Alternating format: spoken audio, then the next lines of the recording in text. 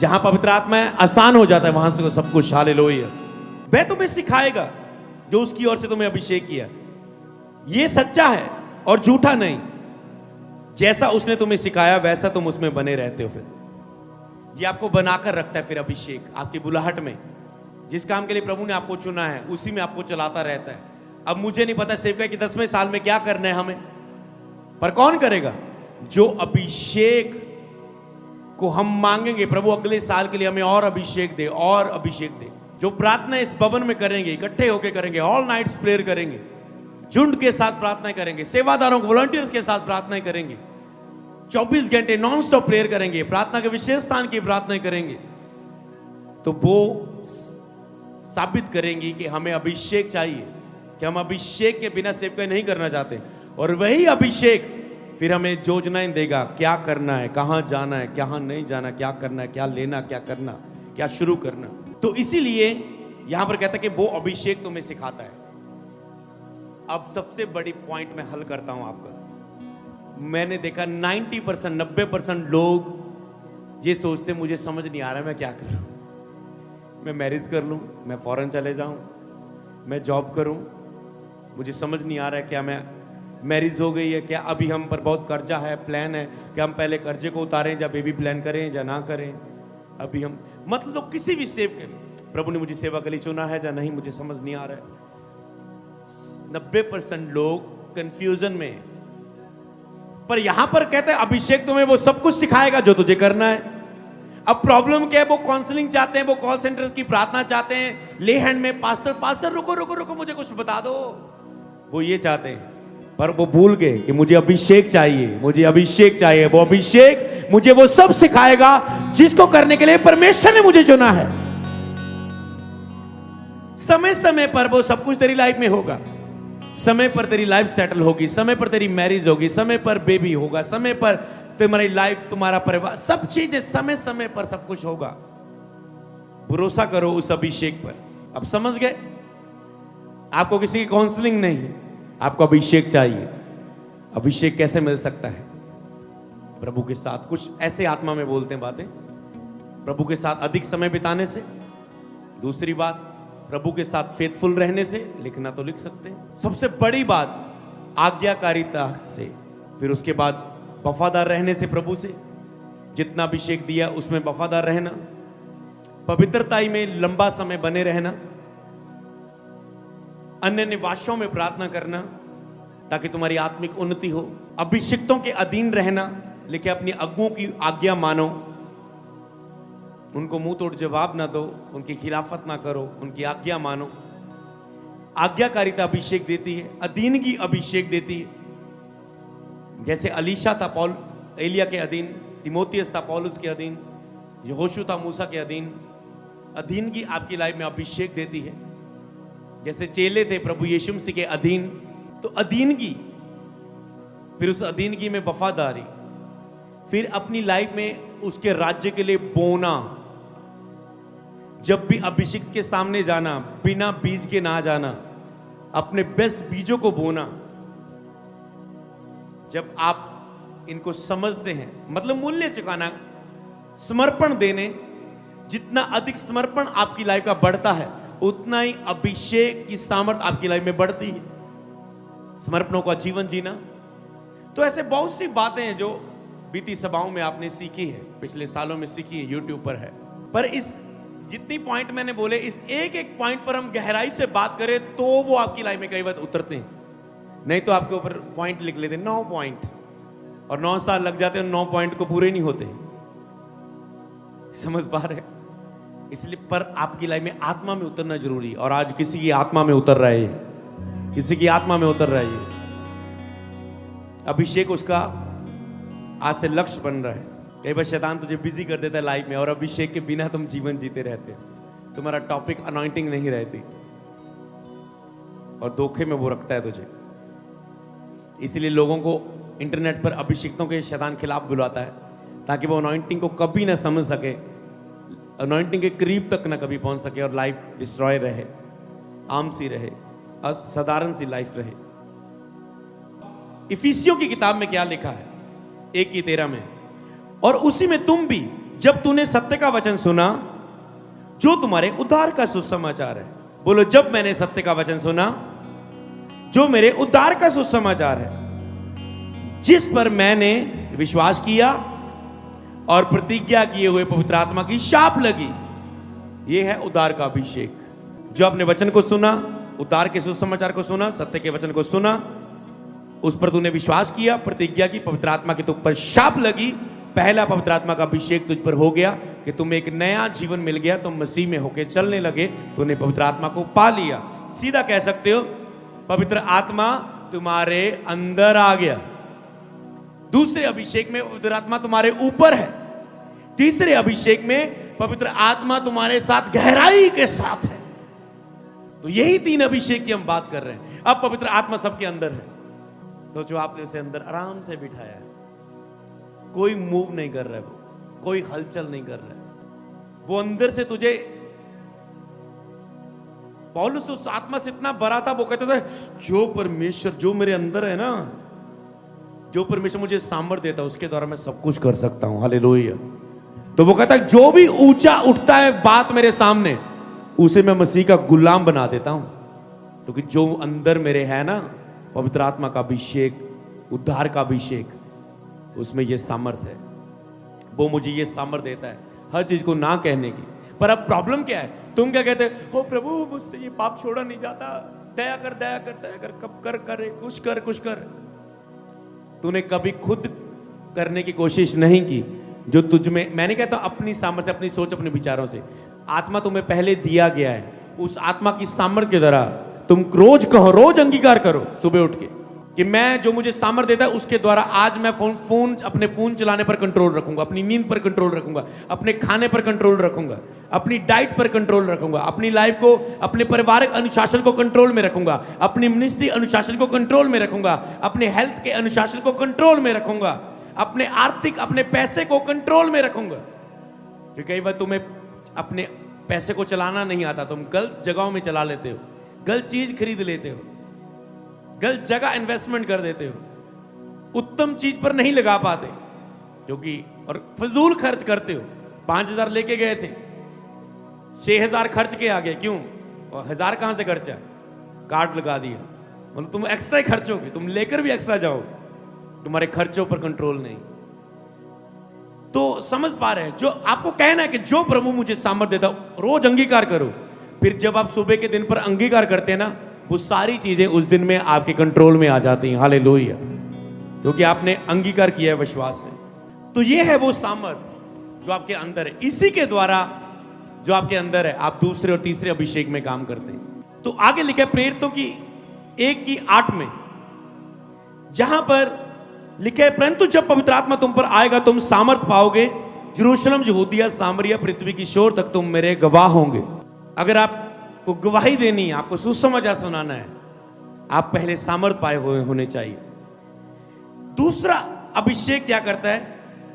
आपके जीवन में सेवा और सामर्थ का अभिषेक होता है। पहला अभिषेक उद्धार का, तो दूसरा अभिषेक है सेवा और सामर्थ का अभिषेक। उसने कहा जब पवित्र आत्मा तुम पर आएगा तुम सामर्थ पाओगे। जब आग का बपतिस्मा तुम्हारी लाइफ में होगा, अब जो पानी का बपतिस्मा पवित्र आत्मा हमने पा लिया, पवित्र आत्मा हमारे अंदर, ये एक बार होता है। अब पवित्र आत्मा से परिपूर्ण होना, रोज अपने आप को भरना, आग का बपतिस्मा ये बार बार होता है। बार बार होता है कि जिसमें पवित्र आत्मा आपके हृदय में, उद्धार के समय में नहीं कि आज से यीशु ही प्रभु है, वो रोज आपकी लाइफ में काम करते हैं कि आज से मुझे 5 घंटे प्रार्थना करनी है। वही पवित्र आत्मा जिसने कहा था यीशु ही प्रभु है, तूने बपतिस्मा लिया, अब वही पवित्र आत्मा आज आग का बपतिस्मा हुआ। चिन्ह क्या है तुम्हारी लाइफ में? क्या आज आग का बपतिस्मा हुआ? तूने आज डिसीजन लिया कि रोज मुझे 5 घंटे प्रार्थना करनी है, और तुम रोज 5 घंटे प्रार्थना कर भी पा रहे हो। इसका मतलब आग से बपतिस्मा हुआ था कल तेरा, इसलिए तुम आज वो कर पा रहे हो। इसे बोलते हैं आग का बपतिस्मा, कि अब तुम फिर से फलों में चल रहे हो। आग का बपतिस्मा मतलब कि जो तुम पवित्र आत्मा तूने पाया है, पर अब तुम पवित्र आत्मा के ना तो फलों में चल रहे हो 1 महीने से, ना तो पवित्र आत्मा के वरदानों में चल रहे हो, ना तो पवित्र आत्मा के अभिषेक के द्वारा तुम अगुवाई पा रहे हो, ना ही पवित्र आत्मा के सात जो गुण है, प्रभाव है, वो तेरे जीवन में है। जैसे ऐसा लग रहा है कि उठ गया है उसका सब प्रभाव तेरी लाइफ में। पवित्र आत्मा तो है, पर उसका प्रभाव, 7 गुण, 9 वरदान, 9 आत्मा के फल, वो नहीं है। पर जब तेरा आग का बपतिस्मा होता है, तुम फिर से आत्मा से परिपूर्ण होते हो, तुम फिर से बाइबल पढ़ना शुरू करते हो, फिर से पहले जैसा प्रभु को प्यार करने लगते हो, फिर से प्रार्थना बढ़ जाती है, फिर से पवित्रता में तुम खड़े हो जाते हो, फिर से तुम अनुशासन में आ जाते हो, फिर से तेरा व्यक्तिगत संबंध प्रभु के साथ मजबूत हो जाता है। फिर से 9 फलों में तुम चलने लग जाते हो। फिर तुम आत्मा के केवल 2-4 फलों में नहीं, आत्मा के फलों की पूर्णता में चलने लग जाते हो। फिर आत्मिक कुछ वरदानों में नहीं, तुम 9 वरदानों में और वरदानों में तुम बढ़ने लग जाते हो। फिर आत्मा के 7 गुणों में नहीं, बुद्धि का आत्मा, पराक्रम का आत्मा, समझ का आत्मा, ज्ञान का आत्मा ही नहीं, तुम आत्मा की सारी पूर्णता में फिर से चलने लग जाते हो। जब वो आता है, भरपूरी के साथ आता है। कितने लोग चाहते कि आने वाले दिनों में आग का बपतिस्मा हो तुम्हारे जीवन में, आज हो, आगे हो, हाथ रखते समय, आज ले हैंड के समय हो। तुम्हें पैसा नहीं, तुम्हें अभिषेक चाहिए। तुम्हें जमीन नहीं, तुम्हें अभिषेक चाहिए। तुम्हें चर्च की टीम नहीं, अभिषेक चाहिए। तुम्हें गाने वाली वर्षी टीम, साज बजाने वाली टीम नहीं, तुम्हें अभिषेक चाहिए। जब अभिषेक आएगा, ये सब कुछ तुम्हारी लाइफ में आएगा। ये सब कुछ तुम्हारी लाइफ में आएगा। आज लोग, हाँ पास्टर मेरी मैरिज नहीं होती। क्यों नहीं होती? लाइफ में अभिषेक नहीं। अभिषेक होता तो अच्छे रिश्तों की लाइन लगी होती। समझ पा रहे ना? क्योंकि ये आत्मिक है। परमेश्वर जिसको जोड़ा, लेकिन उसे कोई अलग ना करे। तो परमेश्वर जिसको तेरे साथ किसको जोड़े? वो सोच रहे खाली है तू, पाप करता जा रहा है, जीवन में कुछ कर नहीं रहा, प्रेयर लाइफ तेरी सेट नहीं, बाइबल रीडिंग तेरी सेट नहीं, संबंध तेरा मेरे साथ सही नहीं है। जो पत्नी तुझे मैं दूंगा उसके साथ तेरा संबंध कैसे सही रहेगा? तो मैं क्यों किसी की लाइफ खराब करूं? कोई बाप अपनी बेटी की लाइफ खराब करना चाहता है? कोई पास्टर किसी आत्मिक लड़की का हाथ किसी शारीरिक लड़के में देता है जो प्रार्थना में नहीं है? इसीलिए मैरिज लोगों की नहीं होती।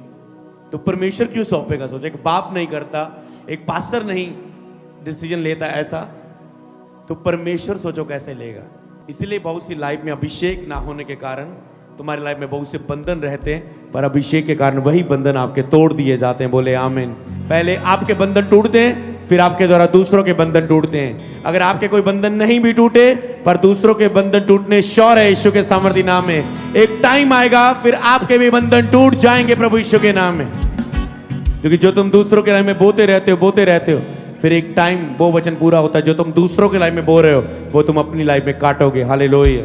तो ये है यहां पर सेवा और सामर्थ का अभिषेक, कि तुम गवाही देने के लिए सामर्थ पाओगे, तुम सेवा करने के लिए, प्रचार करने की सामर्थ पाओगे, तुम शिक्षा देने की सामर्थ पाओगे, तुम एक असाधारण व्यक्ति बनने की सामर्थ पाओगे, तुम एक ब्लेस्ड व्यक्ति बनने की, फाइनेंशियल ब्लेस्ड व्यक्ति, प्रभावित व्यक्ति बनने में दुनिया में सामर्थ पाओगे। तुम बेस्ट क्रिकेटर हो सकते हो, बेस्ट डॉक्टर बन सकते हो, बेस्ट इंजीनियर बन सकते हो। हाँ, कोई भी तुम्हें अभिषेक तुम्हें किसी भी चीज में बेस्ट में लेके जा सकता है जिसमें तुम जाना चाहते हो, जो खुदा तुझे ऊंचा करना चाहता है। बाइबल में सभी पास्टर नहीं बने थे। यूसुफ एक ब्लेस्ड व्यक्ति था, अब्राहम एक ब्लेस्ड व्यक्ति था, अय्यूब आशीषित किया गया था। कोई प्रॉफिट था, कोई नबी था, अलग अलग उनकी लाइफ में अभिषेक के असर थे। हालेलुया। सभी चंगा करने के लिए, चमत्कार करने के लिए नहीं बुलाए गए थे। अभिषेक का असर ने सबको अलग अलग हिस्सों में बदलाव दिया। इसलिए अभिषेक तेरी बुलाहट में बदलाव देगा तुझे। तो यहां पर है कि तुम सामर्थ पाओगे, सेवा और सामर्थ का अभिषेक। मतलब प्रभु आपके ऊपर आ जाता है वो अभिषेक। पवित्र आत्मा केवल आपके अंदर नहीं, आपके ऊपर, मतलब आपको उपयोग करना शुरू करता है सेवा के लिए। आपको कुछ सेवा देता है, आपके साथ चमत्कार होने लग जाते हैं, मिरेकल्स आपके जीवन में होने लग जाते हैं। ये वो अभिषेक है जब तुम सामर्थ्य पाते हो। फिर इसलिए केवल उद्धार में न रहें, रोज कहे प्रभु मुझे अपनी सामर्थ्य से भर। रोज प्रार्थना में कहा करें प्रभु मुझे अपनी सामर्थ्य से भर। रोज डिसीजन लिया करें, आज से मैं ये डिसीजन लूंगा अभिषेक और सामर्थ्य में बढ़ने के लिए। आज मैं ये फैसला लूंगा, आज मैं ये फैसला लूंगा जो प्रभु मुझे सामर्थ्य देता है। तो यही तो अभिषेक था जीसस के ऊपर। लूका 4:18 कहता है प्रभु का आत्मा मुझ पर है। उसने कहा प्रभु का आत्मा मुझ पर है, मतलब अभिषेक है मुझ पर। इसलिए उसने मुझे कंगालों को सुसमाचार सुनाने के लिए मेरा अभिषेक किया। उसने कहा कंगालों को सुसमाचार सुनाने के लिए मेरा अभिषेक किया गया है। आपका किस बात के लिए अभिषेक किया गया है? जब अभिषेक आपकी लाइफ में आता है, वो बात आपकी लाइफ में होने लगती है। हालेलुया। और मुझे इसलिए भेजा कि बंदियों को छुड़ाऊं, अंधों को दृष्टि पाने का सुसमाचार प्रचार करूं, कुचले हुओं को छुड़ाऊं। मुझे इसलिए भेजा गया। जब अभिषेक आपकी लाइफ में आता है, अभिषेक आपको भेजता है किसी कार्य के लिए, किसी मंजिल पर खड़े होने के लिए, सेटल होने के लिए, अपनी लाइफ के उस बुलाहट में काम करने के लिए। उसने कहा प्रभु का आत्मा मुझ पर है। तो जब आपको कुछ सेवा मिलती है, जितने भी कल वॉलंटियर्स नाइट प्रेयर में मेरे साथ थे, आपको सेवा मिली है। आपने पहले उद्धार के अभिषेक में नहीं रहे। यही आपको दूसरों से अलग बना देगा, यही आपके वंशों पर आशीर्वाद देगा, यही आपको आत्मिक बनाएगा। तो यही जब आप सेवा, अगर कोई सेवा में नहीं है तो आज क्या करना है? अगर आपको अभिषेक लेना है, कोई ना कोई सेवा लो। अगर आत्मा आज आपको छुए, फिर अभिषेक क्या करता है? आपको सेवा में लेके आता है। जैसे मेरे ऊपर जब अभिषेक आया, मैंने सेवा ली। मैंने कहा पास्टर मुझे ढोल की बजानी। मैं गीत की किताब लिखता था, एक बार कहा मुझे भी गीत गाने का मौका दे चर्च में।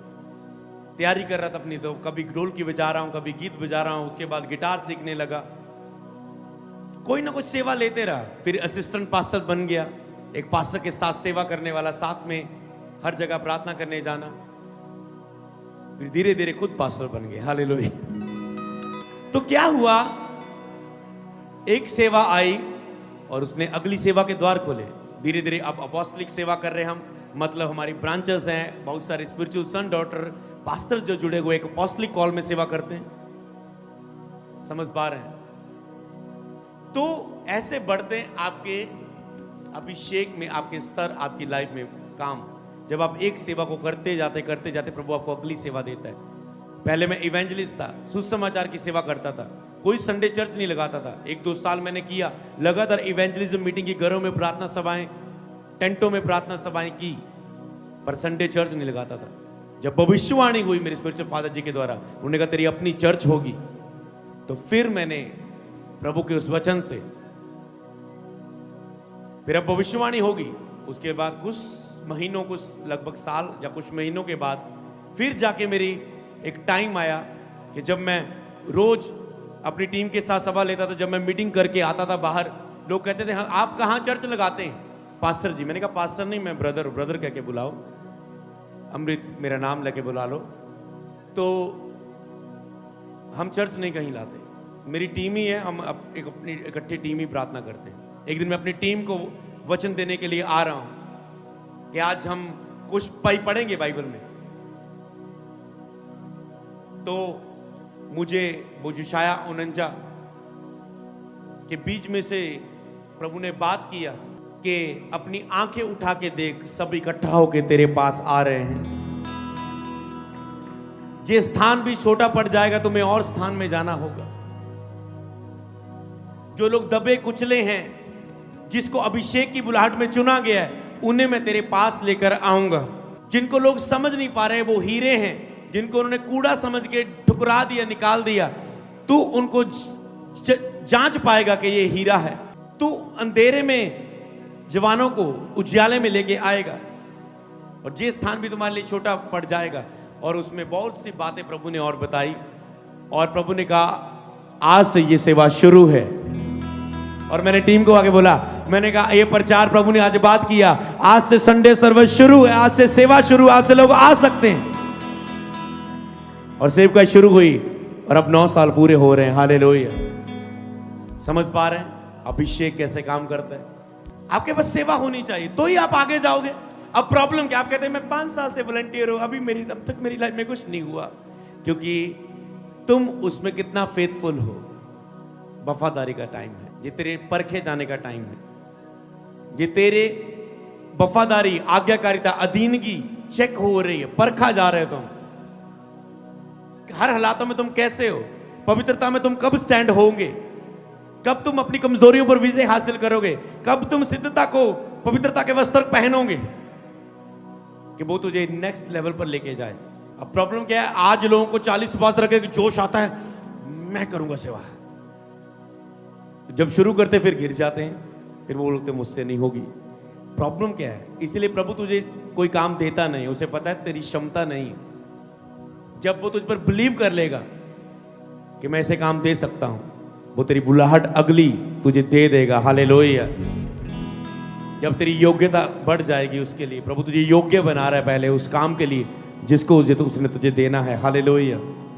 तो यही है, आपको सेवा में आना है, आपके पास सेवा होनी चाहिए। मिनिस्ट्री में आओ, सेवा में आओ, फुल टाइम मिनिस्ट्री में आओ, कॉल सेंटर में आओ, मीडियम, कोई भी सेवा ले लो जो आपके पास टैलेंट है, उसी में सेवा में एंट्री मार लो।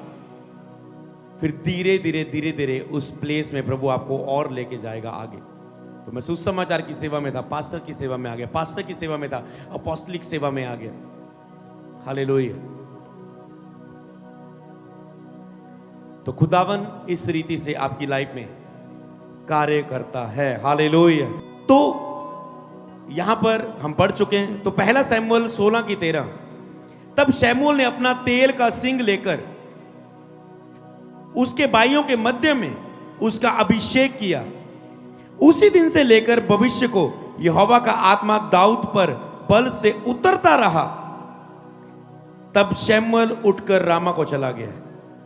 जब दाऊद का अभिषेक हुआ तेल से, तो उस दिन से लेकर भविष्य में यहोवा का आत्मा दाऊद पर बल से उतरता रहा। जैसे आज हम कह रहे पवित्र आत्मा का सामर्थ्य स्पर्श, तो बल से सामर्थ्य के साथ पवित्र आत्मा उस पर उतरता गया। मान लो आज लड़ाई आ गई, पवित्र आत्मा उतर आया उसके ऊपर, वो जीत गया। वो 66 लड़ाइयां लड़ रहा है, जीत रहा है। मान लो आपका अगला क्रूसेड आ गया, आपकी अगली मीटिंग आ गई, वो आपका आत्मा आप पर बल से उतरता है, आपको उपयोग करता है, आपको उपयोग करता है। जब भी कोई लक्ष्य आपके सामने आता है, आपको वैसे अभिषेक नहीं फील होता है, जब आप मिनिस्ट्री में होते हैं तब आपको अभिषेक फील होता है। हम घरों से जाते होते थे, ओ यार आज ढीले से लग रहे, मेरा शरीर थका हुआ है क्योंकि काम करके आए हैं, प्रतिदिन के काम करके। अब किसी ने रात को शाम 7 बजे प्रेयर में बुला लिया, अब थके थके जा रहे हैं, शरीर थका है तो फील नहीं हो रहा है कुछ, प्रार्थना भी नहीं, अभी सुबह की प्रार्थना की उसके बाद अब प्रार्थना को टाइम नहीं, तो थका थका फील हो। पर जैसे किसी के घर में जाते हैं, दुष्ट आत्मा जाहिर होती है और ऐसे अभिषेक से कवर कर लेता है और ऐसे लगता है आत्मा का अभिषेक आ चुका है। हालेलुया। ये है, ऐसे अभिषेक होता है। जब आप हाथ रखते हैं किसी पर, दुष्ट आत्मा से सामना करते हैं, जब शब्द बोलते हैं, अभिषेक काम करता है। पास्टर्स ने नोट किया होगा, जब तक आप पुलपट पर नहीं जाते आप डरते रहते हैं, जैसे पुलपट पर जाते सब कुछ हो जाता है। आप कहते हैं इतने साल यही नहीं समझ आ रहा है, इतने साल से यही हो रहा है, समझ क्यों नहीं आ रहा? हालेलुया। क्यों? क्योंकि जब आप उस सेवा के कार्य में नहीं, अभिषेक बिलीव से चलता है। आपको बिलीव करना होता है कि मेरे ऊपर अभिषेक है, वो काम करेगा, वो बना रहता है। शैतान झूठ बोलने की कोशिश करता है, आज वो अभिषेक बना नहीं है तेरे ऊपर, आज है नहीं, आज उठ गया, आज खुदा तेरे साथ नहीं, आज फील नहीं हो रहा है। तो वो फीलिंग है, जो भी कुछ वो लटरम बटरम लेकर आए तुझे ही, तेरे विश्वास को खत्म करने के लिए। क्योंकि अनॉइंटिंग फेथ से एक्टिवेट होती है। जब आप फेथ दिखाते हैं, अनॉइंटिंग काम करती है। नहीं तो आप अभिषेक में कितने भी क्यों ना, अगर आप फेथ ही ना करें, खुदा काम नहीं करेगा। समझ पा रहे हैं? आप विश्वास से बोले ना, प्रभु काम नहीं करेंगे। समझ पा रहे हैं? मतलब आपको पर फील कराए, आप उलपट पर जा रहे हैं, आप कहते हैं नहीं आज मुझे फील नहीं हो रहा है, प्रभु कुछ होगा, और आप कहते हैं आज विश्वास की प्रार्थना रहने देते हैं करने को, आज ऐसा कर लेते वैसा कर लेते, आप अपना दिमाग लगाते हैं। पर जब आप एक अभिषेक चलता, तीसरा अभिषेक आपकी लाइफ में होता है, फिर आप फीलिंग से नहीं चलते, आप अथॉरिटी से चलते हैं। हालेलुया। तो अब मैं तीसरे अभिषेक की बात करके आपको एंड कर देता हूं। हालेलुया। तो तीसरा अभिषेक जब यहां पर दाऊद को हम पढ़ रहे हैं, जहां पर शासन और विजय का यह अभिषेक है, एक राज्य का और एक अधिकार का यह अभिषेक है। इसमें फीलिंग्स आप नहीं करते। समझ पा रहे हो? इसमें आप राज्य करते हैं।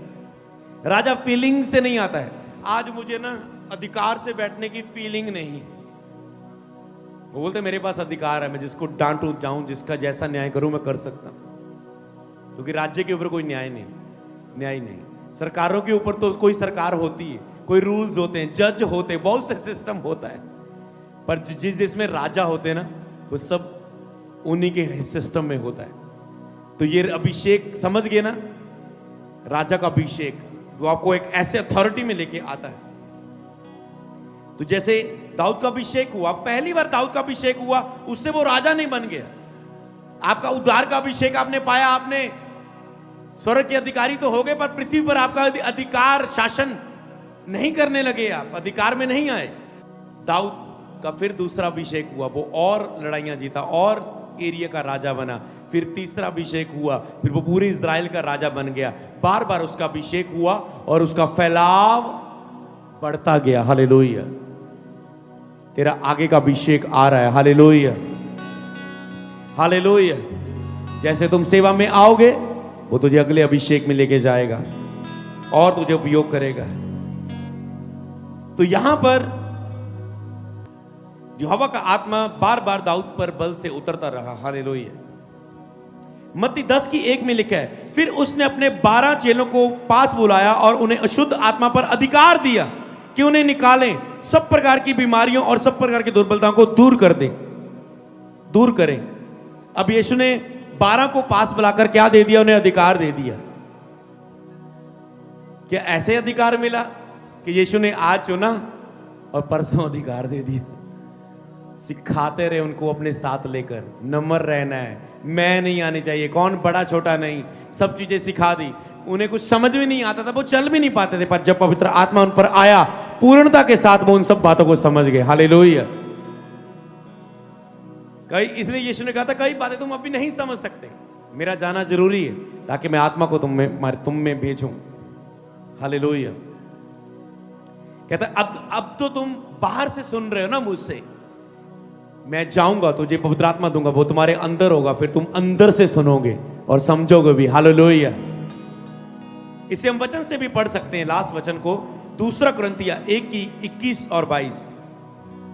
और जो हमें तुम्हारे साथ मसीह में दृढ़ करता है, बोलो, जो हमें तुम्हारे साथ मसीह में दृढ़ करता है और जिसने हमारा अभिषेक किया वही परमेश्वर है, जिसने हम पर शाप भी कर दी कि ब्याने में पवित्र आत्मा को हमारे मनों में दिया है, कि ब्याने में पवित्र आत्मा को हमारे मनों में दिया है।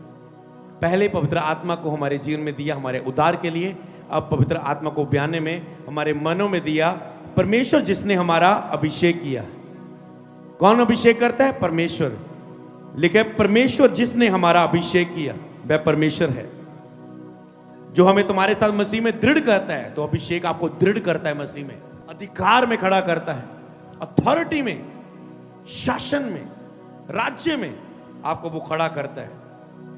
तो ये है तीसरा अभिषेक, जब आपका अधिकार दुष्ट आत्मा पर बढ़ जाता है। कभी कभार नहीं, हर पल आप दुष्ट आत्मा पर अधिकार कर सकते हैं, जिसमें आपके ऊपर एक वाचा की तरह, जैसे दाऊद के साथ अभिषेक तेल की वाचा बांधी कि अब के बार तेरी लाइफ में कभी ऐसा नहीं होगा, मैं तेरे साथ ये करूंगा, ये वायदे करता हूं। तो फिर एक अथॉरिटी के रूप में, अधिकार के रूप में आता है। तो ये अधिकार आपको कब मिलता है? जब आप विश्वास योग्य रहें, जब आप आज्ञाकारी करते रहें, केवल कुछ समय की आज्ञाकारी नहीं, जब आप आज्ञाकारिता में बने रहें। हालेलुया। तो आज इस सेवकाई का जो 9वें साल का आखिरी बुधवार में आप एक स्ट्रॉन्ग 3 अभिषेक की शिक्षा ले चुके हैं। तो आप सेवकाई के 10वें साल में आप देखेंगे जिस सेवकाई के लोगों को केवल पहले अभिषेक तक ठहरते रहे नहीं, पहला उद्धार का अभिषेक, the church of salvation healing and prophecy, उद्धार का अभिषेक 10वें साल सेवकाई में बहुत अधिकता से होगा।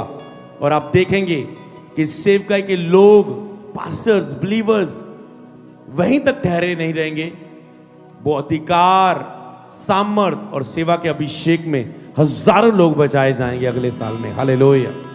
सबको जय मसीह की। मैं जतिन बब्बर और आप देख रहे हैं मसीह परिवार चैनल। जैसे कि आप सब जानते हैं कि मैं इस चैनल पे प्रभु के अलग अलग दासों की वीडियोस डालता हूं। तो अगर आपको हमारा चैनल अच्छा लगता है तो आप इस चैनल को ज़्यादा से ज़्यादा सब्सक्राइब जरूर करें, ताकि आप प्रभु के वचन को सुन सके। वीडियोस को ज़्यादा से ज़्यादा शेयर करें, ताकि जिन लोगों तक वचन नहीं पहुंचा है उन तक वचन पहुंच सके।